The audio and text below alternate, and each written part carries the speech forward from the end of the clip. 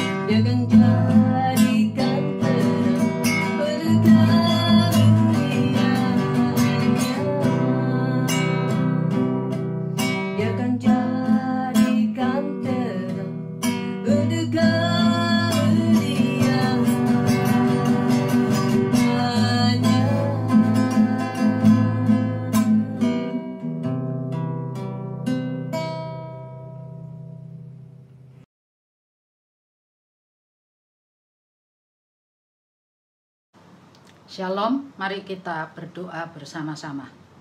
Terima kasih Tuhan buat segala sesuatu yang Tuhan sudah anugerahkan pada kami, termasuk perlindungan dan berkat kemurahan Tuhan atas kami, sehingga kami boleh ada seperti kami ada hari ini.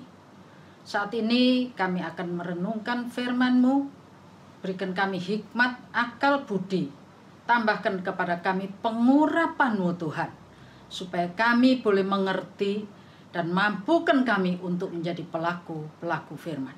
Dalam nama Tuhan Yesus Kristus kami berdoa. Amin. Shalom saudaraku yang terkasih di dalam Kristus. Mari sore ini kembali kita akan belajar dari firman Tuhan tentang bagaimana kita bisa menyikapi suasana yang kurang baik untuk kita boleh tetap eksis dan memuliakan nama Tuhan. Kemarin saya dapat berita bahwa banyak perusahaan besar yang gulung tikar, saudaraku ya. Dengan gulung tikarnya perusahaan-perusahaan besar, otomatis PHK massal akan terjadi. Kalau PHK massal terjadi, saudara, pengangguran dan kesulitan ekonomi juga akan terjadi.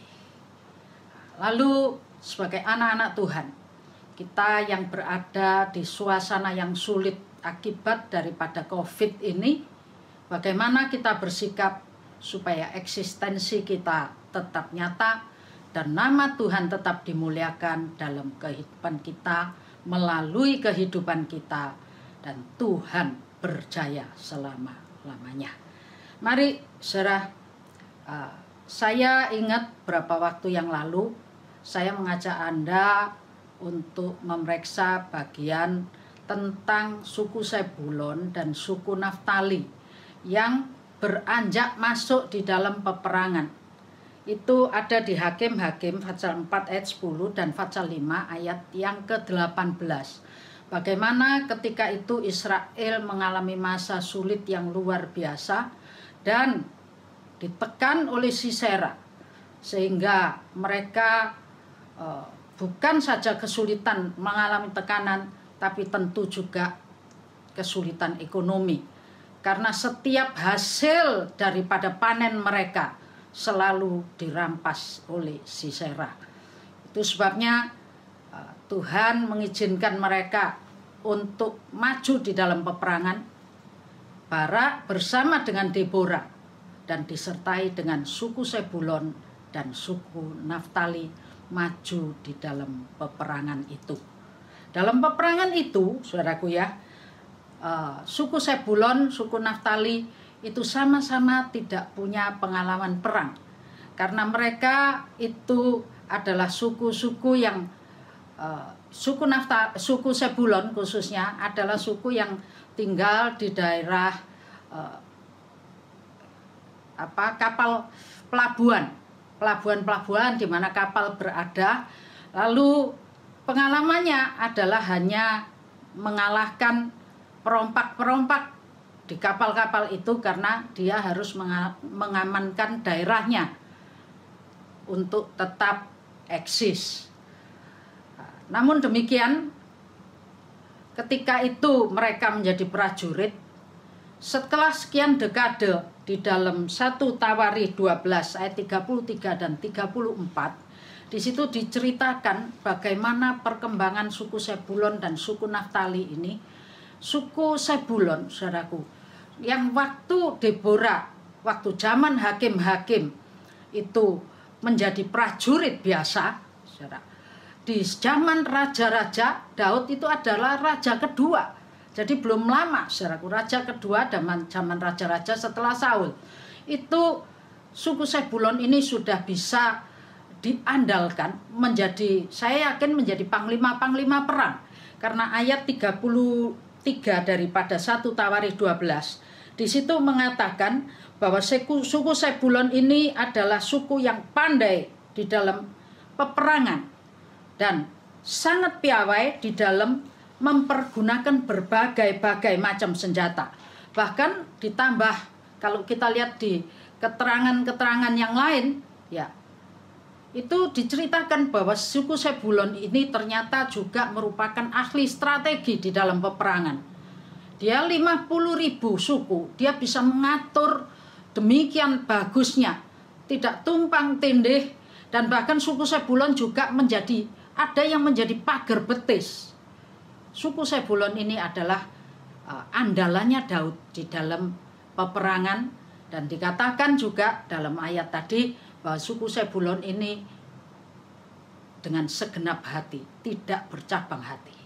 Sementara itu suku Naftali, saudara, di dalam ayat yang ke-34-nya diceritakan menjadi ahli di dalam mempergunakan perisai dan tombak. Kalau Zebulon dengan banyak keahlian, suku Naftali itu adalah bagian perisai dan tombak.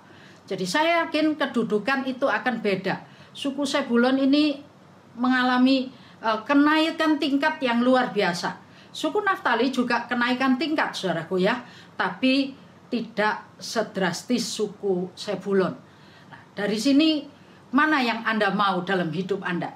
Kira-kira meningkat, melonjak tajam, atau Anda cuman biasa-biasa saja, naik satu tahap lagi. Saudaraku, di tengah suasana yang sulit ini, kita harus mengasah kemampuan kita supaya kita ini bisa menjadi orang yang eksis, bahkan bisa bertahan, bahkan bisa berjaya lewat masa sulit ini.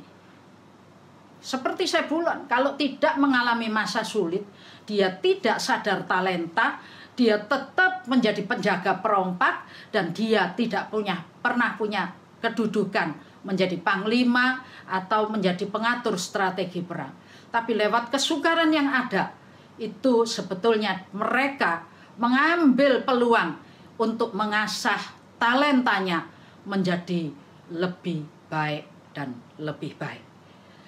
Saudara, untuk itu mari kita belajar tentang bagaimana bisa mengelola talenta menjadi lebih baik.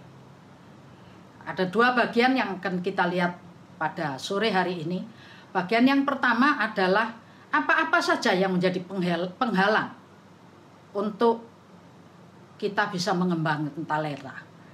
Lalu bagian kedua adalah apa-apa yang mendorong kita untuk kita bisa, talenta kita bisa berkembang dengan luar biasa.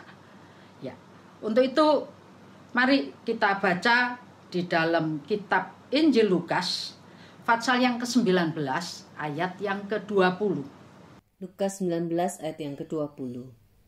Dan hamba yang ketiga datang dan berkata, Tuan, inilah mina Tuan, aku telah menyimpannya dalam sapu tangan. Talenta, kalau dua orang yang lain diberi talenta bisa berkembang 100 kali ganda. Yang 5 dapat 5, yang 2 dapat 2. Tapi yang satu ini, saudaraku, talentanya tidak berkembang sama sekali, bahkan dibungkus dalam sapu tangan. Jadi bagian yang pertama yang menjadi penghalang daripada pengembangan talenta adalah sapu tangan pembungkus talenta itu. Sapu tangan pembungkus talenta itu. Apa itu sapu tangan, saudaraku ya? Dalam Alkitab itu beberapa kali ayat menyebutkan tentang sapu tangan. Ada ayat di dalam Kisah Rasul pasal 19 ayat 12, di situ menuliskan tentang di era Rasul Paulus sapu tangan dipakai oleh mereka yang sudah didoakan itu untuk penyembuhan. Lalu saudara, di bagian yang lain ada dituliskan tentang sapu tangan ini sendiri di dalam kitab Injil Yohanes pasal yang ke-11 ayat yang ke-44. Orang yang telah mati itu datang keluar. Kaki dan tangannya masih terikat dengan kain kafan dan mukanya tertutup dengan kain peluh. Kata Yesus kepada mereka, bukalah kain-kain itu dan biarkan ia pergi. Ya, kain peluh ya. Seringkali juga digunakan di zaman Alkitab, di zaman Perjanjian Baru. Itu seringkali dipergunakan sebagai pembungkus mayat, wajah mayat gitu saudaraku ya. Jadi kain pembungkus wajah mayat itu sapu tangan. Tapi yang kali ini kita akan periksa adalah sapu tangan kain peluh. Kain peluh. Jadi ya, lap keringat gitu saudaraku ya, kalau mau dikatakan lapnya keringat. Dalam Yohanes 11 ayat 44 tadi dikatakan kain peluh. Di Injil Lukas 19 ayat yang ke-20 tadi itu juga dikatakan sapu tangan kain peluh ini yang dipakai untuk membungkus talenta. Dalam Mazmur 104 ayat 23, manusia pun keluarlah ke pekerjaannya dan usahanya sampai petang. Disambung dengan Kejadian 3 ayat yang ke-19. Dengan berpeluh engkau akan mencari makananmu sampai engkau kembali lagi menjadi tanah. Karena dari situlah engkau diambil, sebab engkau debu dan engkau akan kembali menjadi debu. Jadi, saudara, akibat daripada manusia jatuh dalam dosa, maka manusia ini harus mengalami kutuk, menerima kutuk, di mana kutukan ini adalah salah satunya untuk memenuhi kebutuhan hidup, maka manusia ini harus bekerja sampai dengan berpeluh. Bersusah payah bekerja berpeluh.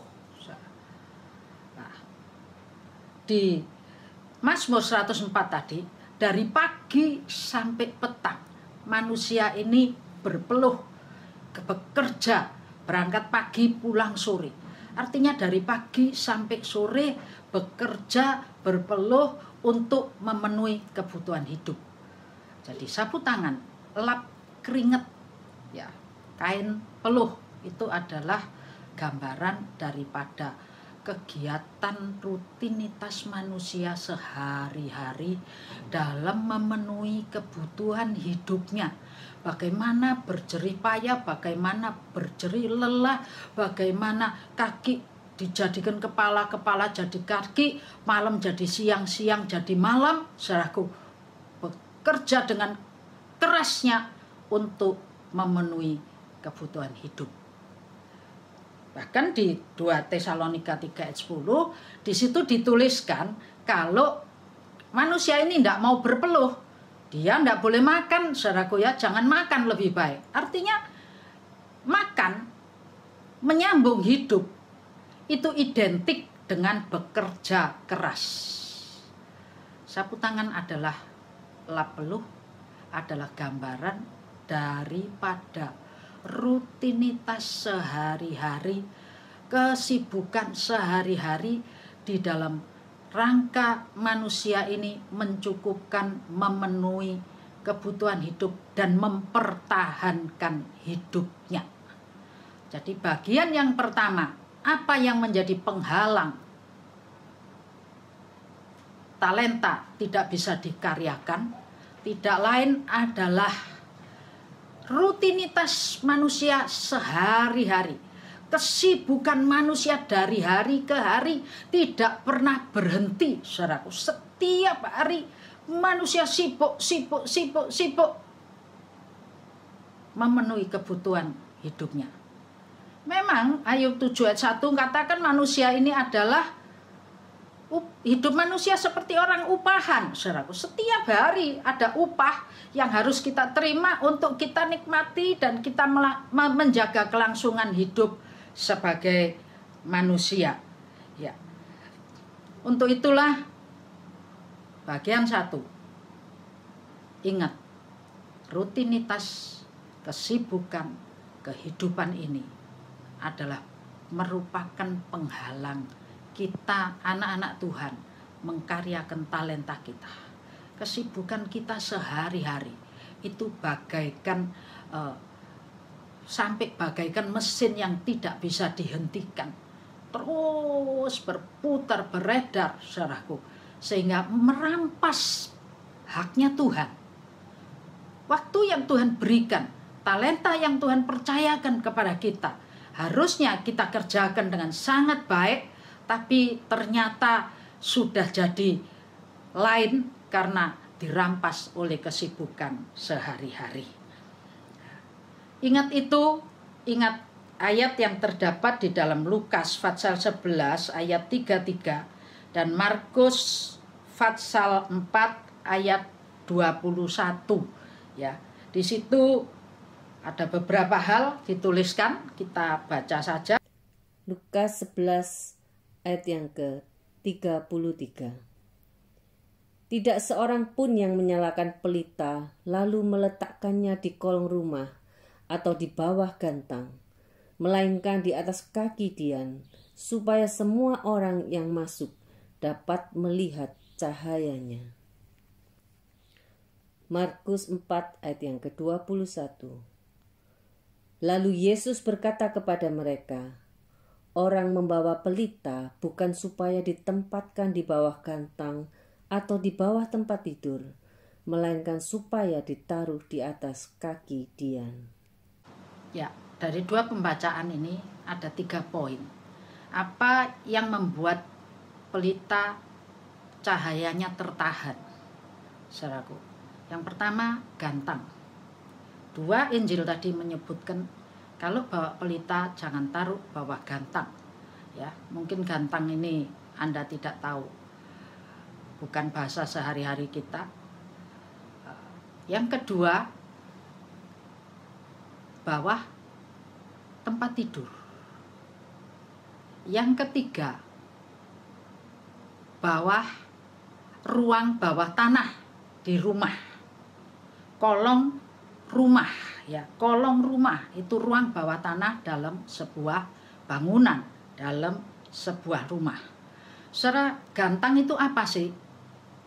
Jadi 3 tadi sapu tangan, tambah 3 gantang, kolong rumah, dan bawah tempat tidur. Nah, kita lihat gantang itu apa? Gantang itu adalah takaran untuk menakar beras. Besarnya 3,125 kilo. 3,125 kilo. Itu satu gantang, saudara. Untuk mengukur, untuk menakar jelai, untuk menakar beras, ya, itu gantang. Untuk menakar gandum. Jadi apa sih gantang ini? Gantang adalah gambaran dari pemenuhan perut, kebutuhan perut. Memenuhi kebutuhan perut, itu gantang, saudaraku ya. Jadi kalau tadi rutinitas memenuhi kebutuhan hidup untuk menjaga kelangsungan hidup manusia, ini khusus kebutuhan perut. Ya, kalau kita akan ngomong apa sih kebutuhan pokok manusia, sandang, pangan, papan. Sebetulnya terbalik, saudaraku. Pangan, sandang, baru papan. Makan itu yang utama. Kalau perut ini sudah terisi, orang akan lebih tenang. Tapi kalau perut ini tidak terisi, maka akan terjadi banyak gejolak. Ya, ini gantang adalah pemenuhan kebutuhan perut. Kalau sapu tangan, rutinitas umum untuk memenuhi, saudaraku, kebutuhan perut ini lebih banyak berbicara mengenai kesibukan rumah tangga, kesibukan berkeluarga. Bagaimana seorang ibu dari pagi melek mata sampai malam tidak pernah berhenti tangannya untuk mengerjakan apa? Memenuhi kebutuhan hidup, bukan cari nafkahnya, tapi mengolah, menyiapkan pangan bagi seisi rumah. Kesibukan ini juga merupakan kesibukan yang tidak bisa dihentikan seolah-olah. Kalau mesin itu berhenti, manasinya lama gitu, saudaraku ya. Kalau mesin ini berhenti, tidak bisa break even. Anda yang pernah kerja plastik, saudaraku, buka pabrik palet itu mesinnya 24 jam loh, saudara. Kalau diberhentikan, rugi, tidak bisa break even. Listriknya nariknya gede dan lain sebagainya. Nah, jadi seringkali kita ini menjadi orang yang seperti mesin plastik gitu, terus sehingga merampas bagian Tuhan untuk kita ini berkarya, mengkaryakan talenta yang Tuhan sudah percayakan kepada kita untuk dikembalikan bagi kemuliaan nama Tuhan. Gantang ini juga berbicara mengenai ketidakjujuran. Dalam Mika 6 ayat yang ke-10 dan Amos 8 ayat yang ke-5, 2 ayat ini menjelaskan kepada kita bagaimana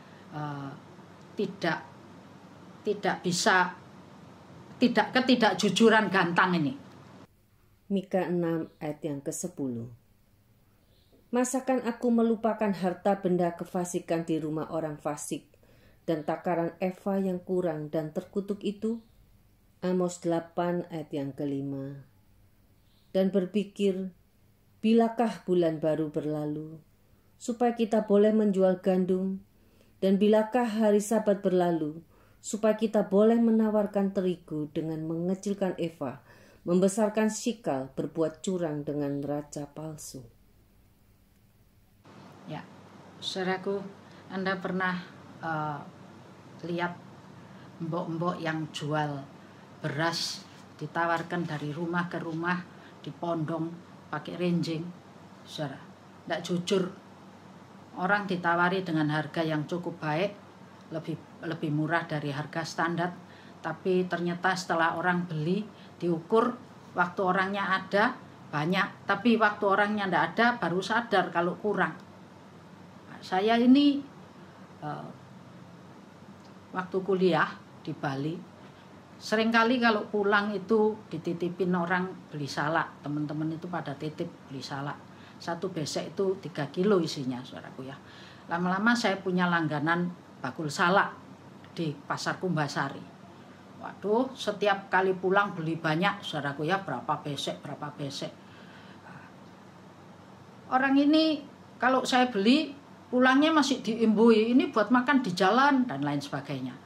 Sampai sekali waktu teman saya ini bilang, itu timbangannya apa enggak kurang ya? Kok rasanya salaknya isinya dikit? Saya juga enggak kepikir, saudara ya, tapi beli, kemudian kalau titip lagi, beli lagi, sampai di Surabaya ditimbang salaknya, betul kurang. Terus saya ini mikir, saya ini nunggui di sana, masa salak itu bisa dikurangi ya? Timbangnya antep kok, jelok-jelok gitu rasanya. Nah, saudara, ternyata setelah saya balik dari Surabaya, setelah tahu kalau timbangan itu kurang, saya teliti, saya lihat, oh, di 2 lidahnya timbangan itu, saudaraku, ternyata dipasang karet, sehingga kalaupun isi berapa saja tergantung setelan karetnya bisa anjlok. Sejak saat itu saya tidak pernah mau lagi beli salak di orang itu, saudara. Dengan kata lain saya ingin mengatakan ketidakjujuran itu sangat menghambat kemajuan kita. Kalau kita kerja, kita harus lengkapi diri kita dengan sportivitas dan kita lengkapi dengan kejujuran. Sebab orang yang tidak jujur, orang akan kapok. Kesempatan itu akan ditutup oleh ketidakjujuran itu, saudara ya. Itu gantang. Lalu kolong rumah. Itu kalau Anda lihat zaman ceritanya mungkin yang terkenal itu biskupnya Ben Hur gitu, saudaraku ya. Dulu rumah-rumah zaman dulu itu setiap rumah itu selalu ada ruang bawah tanahnya karena keadaan tidak aman. Jadi saudara, itu merupakan tempat perlindungan, merupakan tempat persembunyian.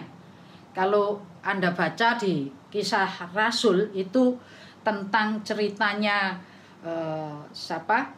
Rasul Paulus dan Silas yang dipenjarakan, itu juga ditaruh ruang bawah tanah, paling bawah, paling tengah, paling bawah, dan setelah itu mereka juga diikat, dipasung.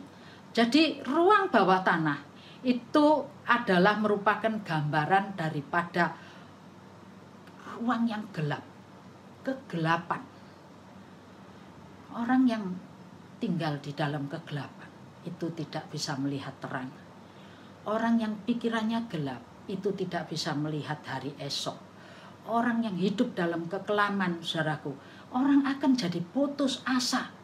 Dan orang yang putus asa tidak mungkin mengerjakan talentanya. Ya, dia patah arang sebelum kerja. Dan di samping itu keterikatan.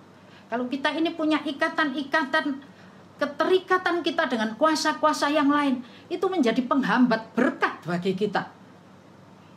Tuhan sangat tidak suka untuk lihat anak-anaknya itu berada di dalam penyembahan kepada ilah-ilah lain. Tuhan tidak suka. Itu sebabnya itu menjadi penghambat dan penghalang. Dan di samping itu juga saya ingin katakan, kalau orang tidak takut, orang tidak lari masuk ke dalam ruang perlindungan, masuk lari ke ruang bawah tanah di rumah, itu artinya orang ini sedang mengalami ketakutan. Mungkin saja suasana di luar kacau, mungkin saja suasana di luar sedang perang. Jadi lari, masuk, sembunyi.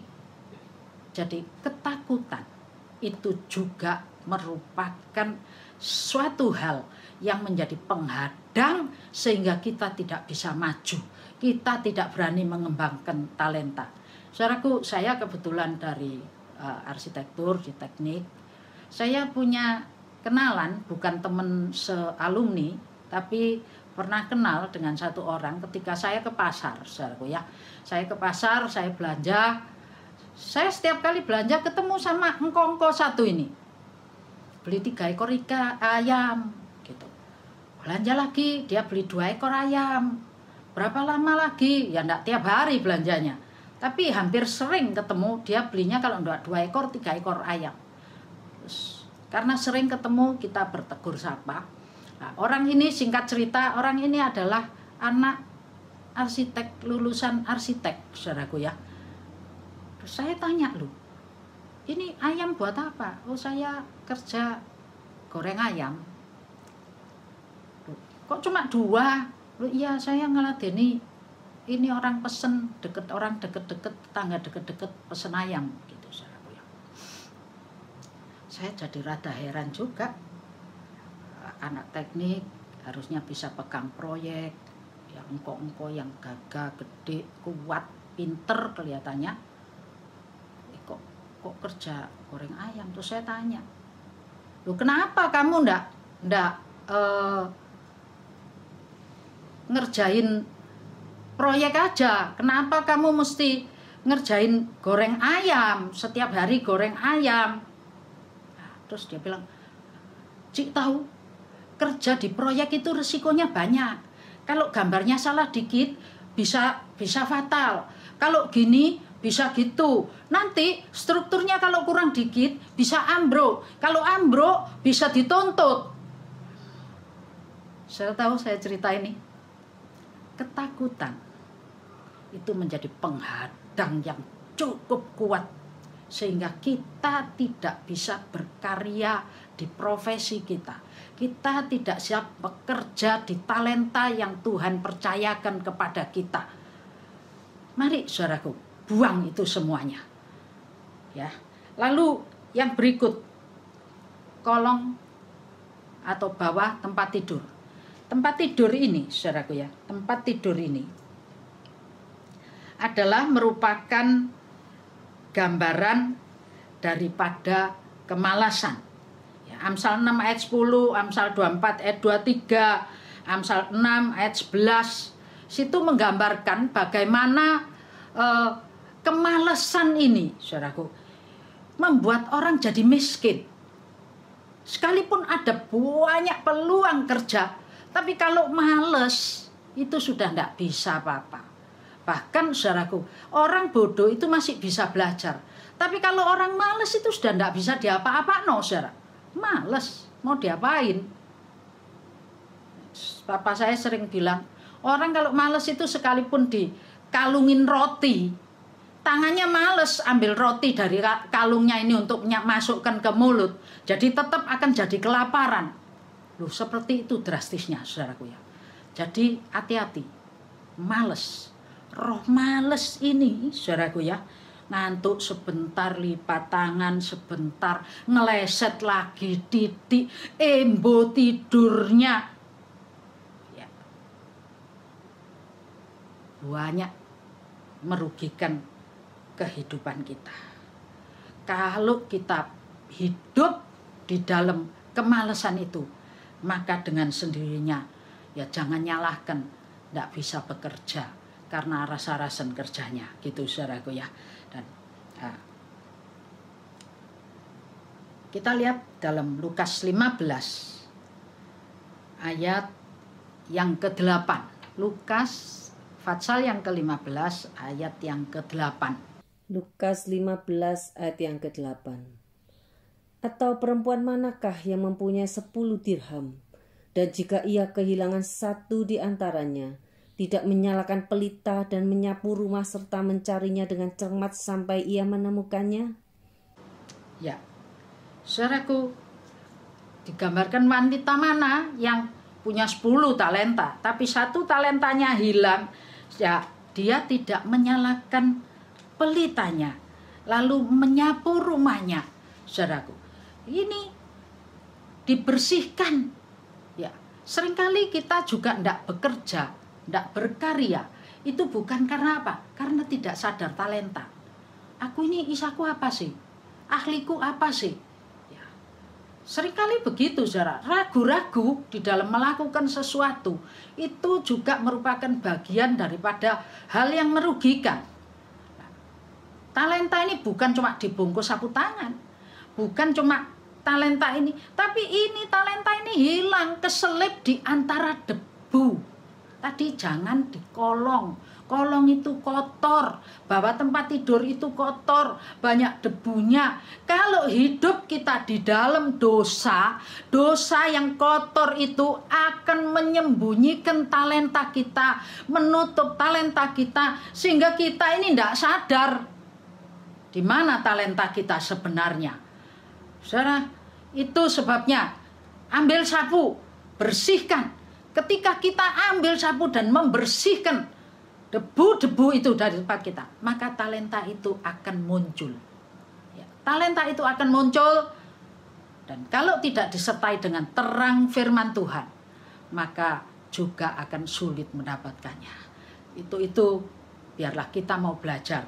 Ya, jadi apa yang menjadi penghalang bagi kita semua untuk mengkaryakan talenta kita, untuk menerobos masa sulit ini menjadi masa keberkatan, menerobos masa yang ekonomi terhempas ini menjadi orang yang diberkati Tuhan, orang yang berjaya. Kalau kita bekerja pasti berjaya, karena Tuhan itu ikut bekerja dalam apa yang kita kerjakan. Ingat, saudaraku, sapu tangan, kesibukan, rutinitas kesibukan, pemenuhan kebutuhan hidup.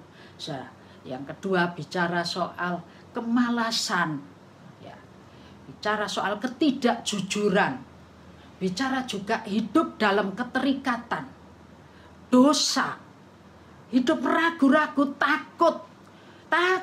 Orang takut tidak pernah maju, saudaraku, tidak bisa maju karena terus ragu. Orang yang ragu itu dapat apa sih kalau mau bertindak? Tidak dapat apa-apa, pasti ragu-ragu terus, tidak jadi melangkah. Ya, itu bagian daripada yang menjadi penghalang. Lalu bagian kedua, yang bagaimana caranya kita bisa mengasah talenta kita ini sehingga kita bisa mengkaryakannya dan menjadi berkembang. Ya. Bagian pertama tadi katakan tidak sadar talenta. Ya, satu, tidak sadar talenta. Tidak sadar talenta ini, saudaraku, tadi dituliskan, tadi yang kita baca di dalam kitab Injil Lukas tadi, ya, 15 ayat yang ke-8 tadi, apa? Karena sembunyi di balik debu, tidak sadar. Cepat nyalakan pelitamu. Cari Tuhan. Tuhan adalah terang, firman Tuhan adalah pelita bagi jalanmu, supaya jalanmu diterangi oleh firman. Firman itu akan membuka banyak hal. Orang yang banyak yang tidak berpengertian, saudara, dengan baca banyak firman, banyak pengertiannya. Coba ingat, Yusuf itu punya pengalaman apa sih dalam simpan pinjam? Saya yakin tidak ada. Yusuf itu dibawa menjadi budak itu masih kecil, saudara, ya, lalu jadi budak di rumah Potifar, lalu jadi narapidana, tidak ada.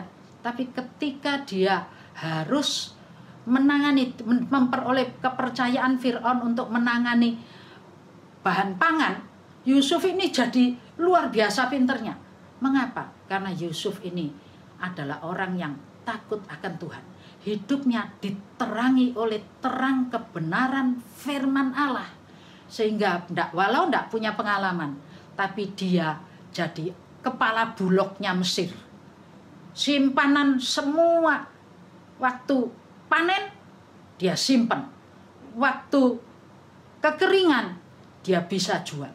Jadi secara talenta itu akan muncul kalau Anda jadi orang yang takut akan Tuhan, hidup di dalam kebenaran firman, dan secara bawa sapu, ya, dicermat, dicari dengan teliti. Bagian yang kedua, ya, ini yang menjadi pembuat kita menjadi orang yang berkembang. Kalau kita sadar talenta, kita pasti akan mengkaryakan talenta kita. Yang kedua, tidak malas. Kalau tadi kemalasan membuat orang jadi lamban, tidak malas.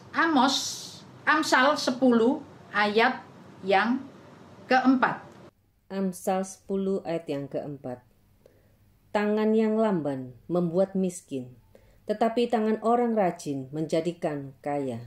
Amsal 13 ayat yang keempat. Hati si pemalas penuh keinginan, tetapi sia-sia, sedangkan hati orang rajin diberi kelimpahan. Betul saudaraku ya.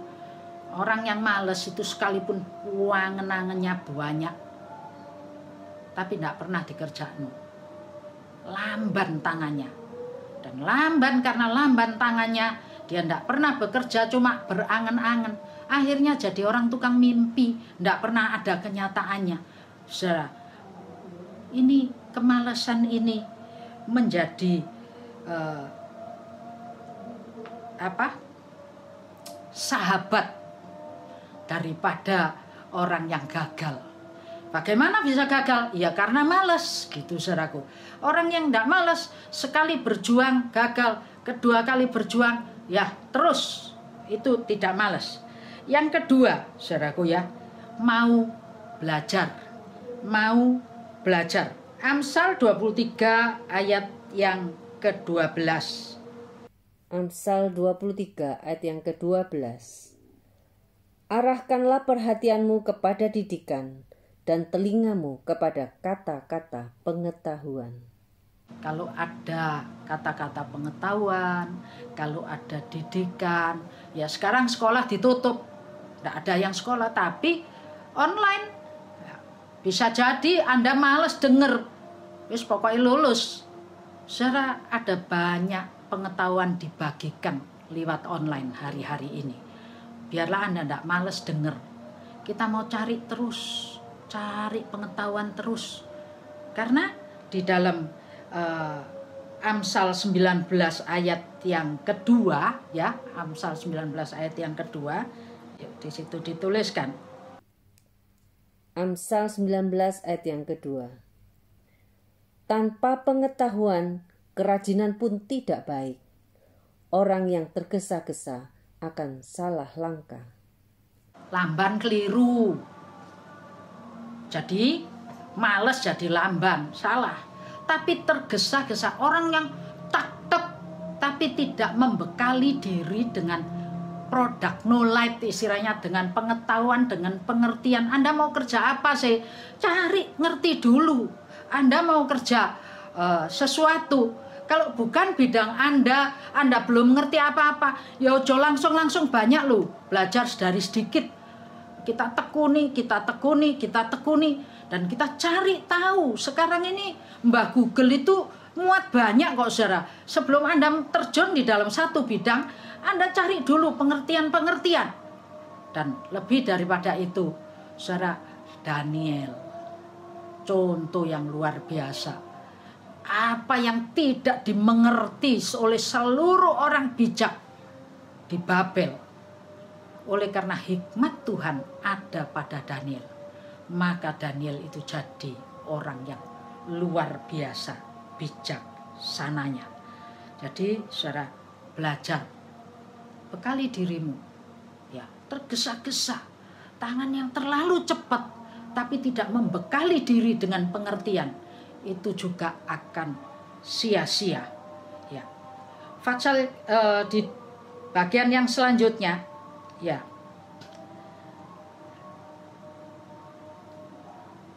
punya wawasan dan pengetahuan.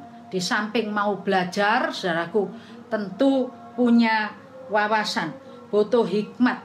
Salomo ini loh, diangkat jadi raja masih muda. Dia tidak minta apa-apa, Tuhan luar biasa surprise untuk Salomo ini. Karena ketika ditanya minta apa, bukan minta duit, bukan minta kekayaan, bukan. Tapi yang Salomo minta, dia sadar butuh hikmat dari Tuhan. Itu sebabnya hikmat yang dari Tuhan itu luar biasa. Sehingga Lihat, semut itu enggak ada sekolahnya loh, saudara. Betul enggak? Semut enggak ada sekolah. Ada sekolah semut kelas berapa gitu.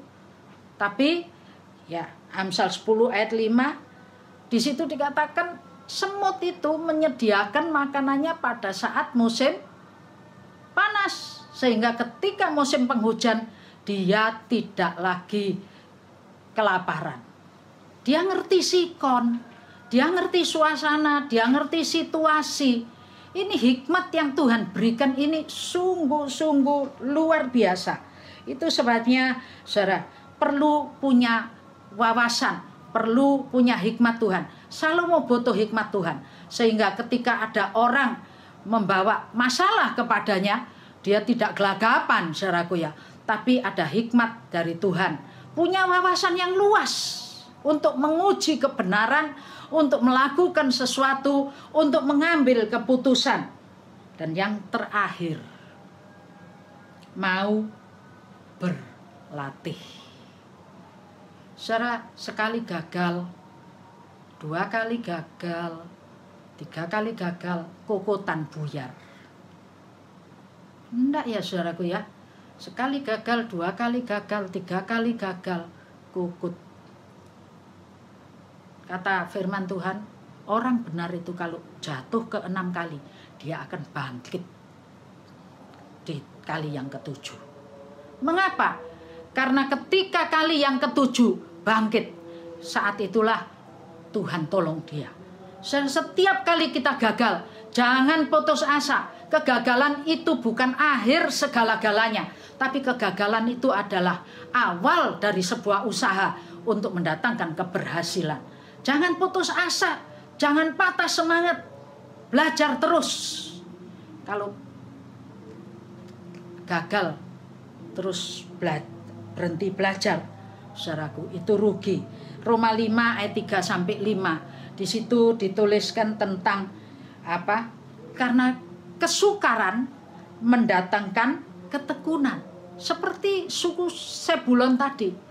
Masa sukar itu membawa dia berjuang dengan sungguh-sungguh. Kesukaran membawa kepada ketekunan. Ketekunan membawa diri kita pada tahan uji. Tekun sekali tidak kena, 2 kali tidak kena, 3 kali tidak kena.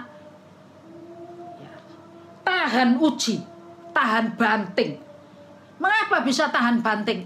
Karena punya pengharapan. Kalau Anda ingat Tuhan adalah pusat pengharapan kita, maka kita ini tidak akan gagal lalu berhenti. Kita tidak akan putus di tengah perjalanan. Kita akan berusaha dan berusaha terus.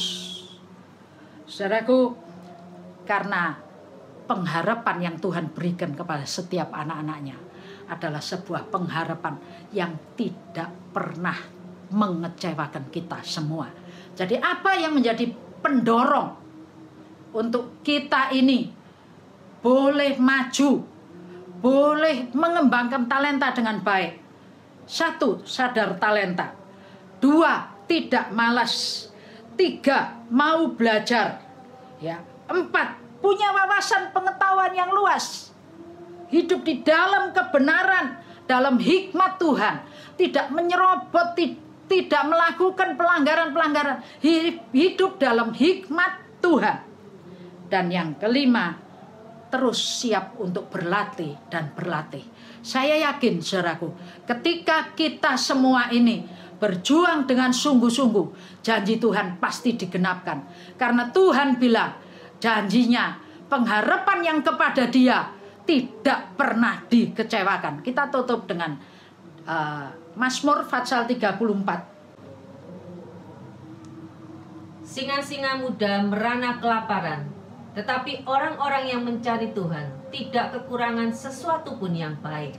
Betul. Singa muda mati kelaparan, tapi orang yang mencari Tuhan, orang yang takut akan Tuhan, orang yang mengasihi Tuhan, Tuhan janji hidup, kelangsungan hidupnya dijamin oleh Tuhan. Tidak pernah kelaparan. Gantangnya itu dipenuhi terus oleh Tuhan. Tuhan mencukupkan segala. Singa muda itu loh, kelaparan artinya masa kering, kerontang, masa sulit, masa sukar yang luar biasa. Tapi di dalam Tuhan ada jaminan yang tidak pernah mengecewakan. Amin. Terima kasih Tuhan. Janjimu sungguh ya dan amin. Allah sungguh luar biasa. Engkau tidak pernah mengecewakan kami anak-anak-Mu. Berikan kepada kami kekuatan. Curahkan Roh Kudus-Mu, tuntun kami Tuhan. Sehingga kami sekalian ini boleh merasakan pemeliharaan Tuhan. Kami boleh mengembangkan talenta kami tidak mengecewakan Tuhan. Dan kami boleh menjadi saluran berkat bagi setiap orang. Kami terberkati. Dan orang yang ada di sekitar kami pun diberkati oleh Tuhan. Jemaat Tuhan diberikan hikmat, diberikan kejujuran, diberikan kerajinan, diberikan kekuatan, diberikan pertolongan oleh Tuhan untuk bisa berkembang di era sulit ini. Ekonominya berhasil karena Tuhan menyertai mereka sekalian. Dalam nama Tuhan Yesus Kristus kami berdoa. Amin. Mari siapkan roti dan anggurmu. Pegang di tangan kanan dan kiri. Kita mau masuk dalam perjamuan kudus. Siapkan hatimu dan berkata-katalah masing-masing kepada Tuhan Allah yang kita sembah dan kita percayai.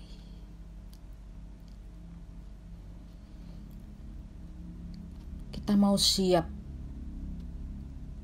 Di saat-saat ini seperti masa penantian menjelang kedatangan Tuhan yang sudah mendekat.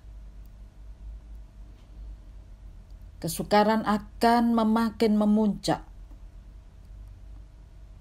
Tapi kami mau serius menanggapi ibadah ini. Kami mau dengan sungguh-sungguh untuk belajar mentaati kehendak-Mu di dalam hidup kami, Tuhan. Topang kami supaya kami jadi kuat sesuai dengan janji-Mu. Apa yang kami perlukan untuk hidup kudus di masa-masa kini. Surat Petrus sudah mengatakan, Engkau memperlengkapi kami. Kuasa Roh Kudus-Mu sudah Kau berikan bagi kami. Sehingga boleh membimbing, memimpin, menuntun, mengajar kami. Dan memampukan kami dalam topangannya untuk hidup kudus menjelang kedatangan Tuhan. Kami disiapkan untuk bisa menyongsong hari kedatangan Kristus kali yang kedua. Bersama dengan Roh Kudus kami mampu. Dan saat ini di tangan kami ada roti dan anggur. Kuduskan kami, layakkan kami Tuhan. Supaya kami ini makan perjamuan Paskah, guna memperingati hari kematian dan kebangkitan Tuhan Yesus, benar-benar diperkenan oleh Tuhan kami, yaitu Yesus Kristus. Untuk itu Tuhan, tolong kami. Saat ini kuasa-Mu bekerja atas kami. Dan kami percaya Tuhan tidak membiarkan kami sendiri. Saudaraku, dengar firman Tuhan yang tertulis seperti ini. Sebab apa yang telah kuteruskan kepadamu, telah aku terima dari Tuhan.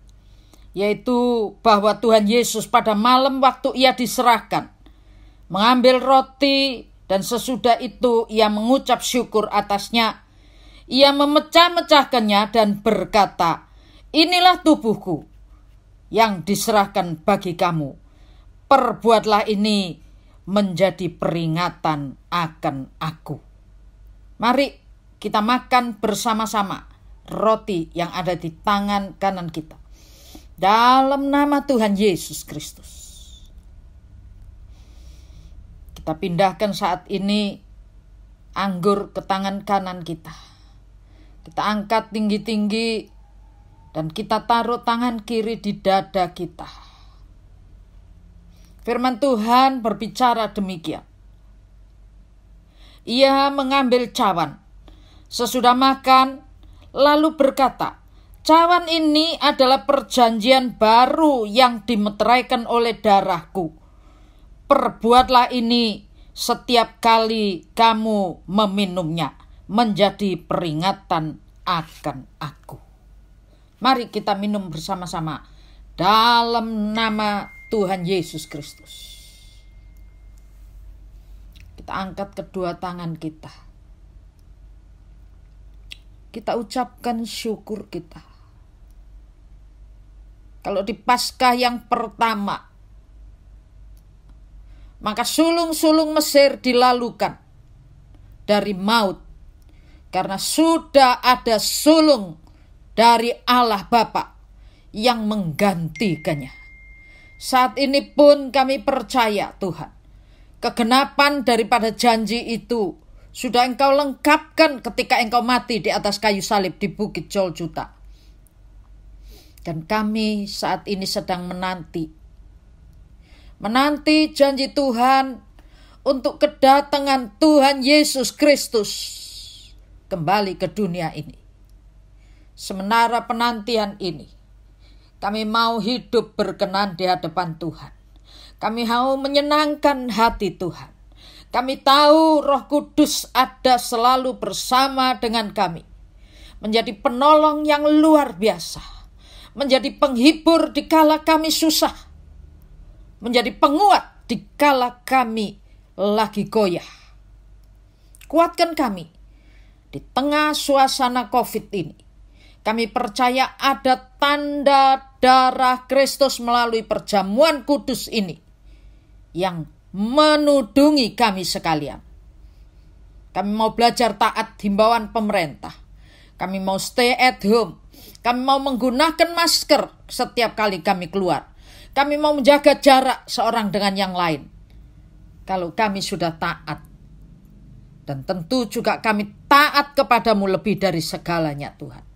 Kami percaya janji perlindungan itu berlaku bagi kami dan keluarga kami. Dalam nama Tuhan Yesus Kristus. Diberkatilah setiap kita yang menghargai janji Tuhan. Menghormati kehadiran Tuhan. Dan yang mau menghidupinya di dalam hidup hari lepas hari. Berkat Tuhan dari Bapa dan kasih dari Anak, serta persekutuan dalam Allah Roh Kudus menyertai kita sekalian. Dari saat sekarang ini sampai Maranatha Tuhan datang kali yang kedua. Dalam nama Tuhan Yesus Kristus. Amin. Terima kasih untuk kesediaan Anda sekalian di dalam ibadah rumah. Serta menikmati perjamuan kudus di rumah masing-masing. Saya tahu kasih Allah sangat terbukti dalam hidup kita dan keluarga kita.